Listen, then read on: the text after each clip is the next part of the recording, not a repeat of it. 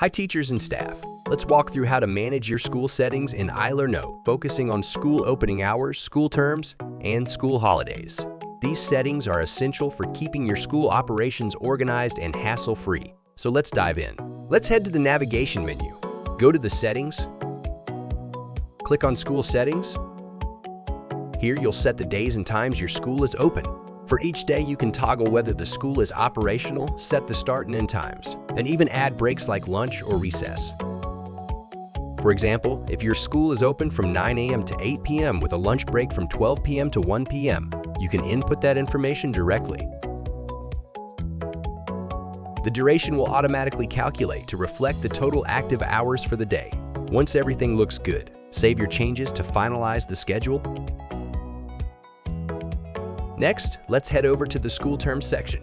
This is where you define the academic structure for your school year.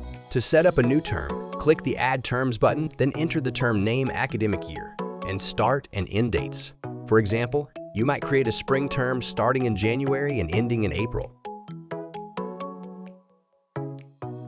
Ensure the dates don't overlap with other terms to keep everything streamlined. Click Save. You can also edit or delete existing terms by clicking on the three-dot icon at the left.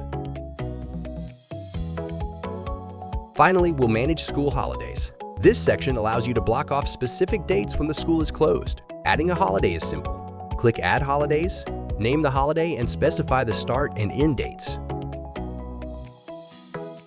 For instance, you can set up a Christmas break lasting from December 19th to January 2nd. These holidays will be reflected across the platform to prevent scheduling conflicts. However, some courses may still take place during holidays if scheduling for these dates is enabled during course creation. With school opening hours, school terms, and school holidays all set up, your school's scheduling and operations are ready to run smoothly. Simple, right? I hope this helped. We'll catch you next time on ilerno.